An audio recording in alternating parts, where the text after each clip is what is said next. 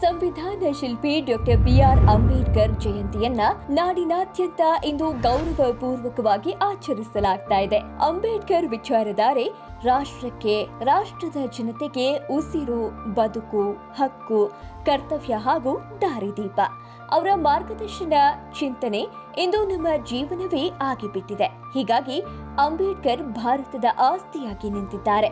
ಒಂದ್ ಕಾಲದಲ್ಲಿ ಸಮಾಜದ ಎರಡನೇ ಪ್ರಜೆಯಂತಿದ್ದ ಸಮುದಾಯವನ್ನ ಇಂದು ಮೇಲ್ದರ್ಜೆಗೆ ನಿಲ್ಲಿಸಿರುವ ಅಂಬೇಡ್ಕರ್ ಸಮಾಜದಲ್ಲಿ ಸಮಾನತೆ ಸಾರಿದ ಮಹಾನ್ ನಾಯಕ.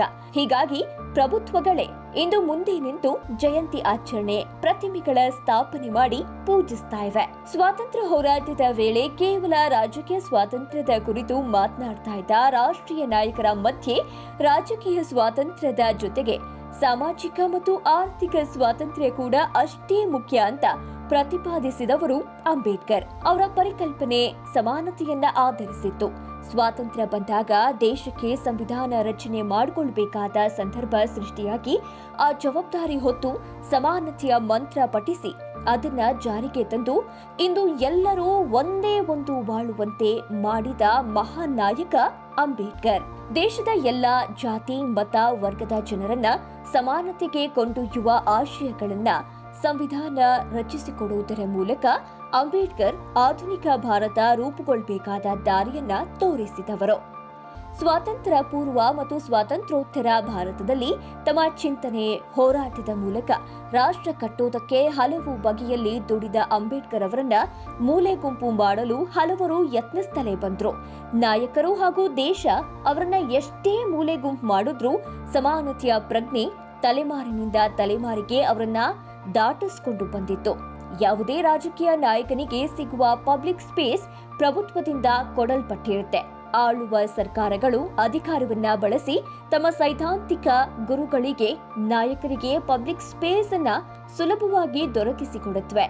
ಈ ಮಧ್ಯೆ ಅಂಬೇಡ್ಕರ್ ಇಂದು ದೇಶದೆಲ್ಲೆಡೆ ತಲುಪಿರುವ ರೀತಿ ಮತ್ತು ಸಾರ್ವಜನಿಕ ಸ್ಥಳಗಳನ್ನು ಆವರಿಸಿಕೊಂಡಿರುವ ರೀತಿ ಯಾವುದೇ ಪ್ರಭುತ್ವ ದೊರಕಿಸಿಕೊಟ್ಟ ಕೊಡುಗೆಯಲ್ಲ, ಬದಲಾಗಿ ಭಾರತೀಯ ಪ್ರಜ್ಞೆ ನೀಡಿರುವ ಬಗ್ಗೆ ಎನ್ನಬಹುದು.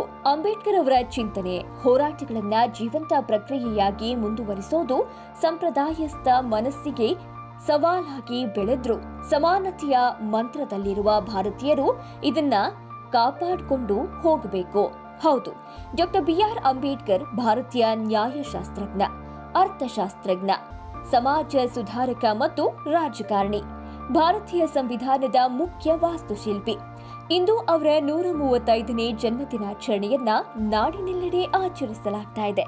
ಸ್ವಾತಂತ್ರ್ಯ, ಸಮಾನತೆ ಮತ್ತು ಭ್ರಾತೃತ್ವವನ್ನ ಕಲಿಸುವ ಧರ್ಮ ಇಷ್ಟಪಡ್ತೀನಿ ಅಂತ ಅಂಬೇಡ್ಕರ್ ಹೇಳ್ತಾ ಇದ್ರು.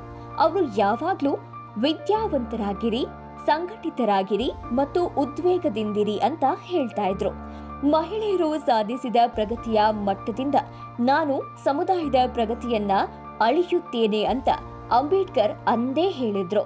ಸಾಮಾಜಿಕ ಪ್ರಜಾಪ್ರಭುತ್ವದ ತಳಹದಿ ರಾಜಕೀಯ ಪ್ರಜಾಪ್ರಭುತ್ವಕ್ಕೆ ಬೇಕು ಅಂತ ಪ್ರತಿಪಾದಿಸಿದವರು ಅಂಬೇಡ್ಕರ್. ಭಾರತ ರತ್ನ ಬಾಬಾ ಸಾಹೇಬ್ ಡಾಕ್ಟರ್ ಭೀಮರಾವ್ ಅಂಬೇಡ್ಕರ್ ಅವರ ಜನ್ಮದಿನಾಚರಣೆಯನ್ನ ನಾಡಿನಾದ್ಯಂತ ಏಪ್ರಿಲ್ 14ರಂದು ಆಚರಿಸಲಾಗುತ್ತೆ.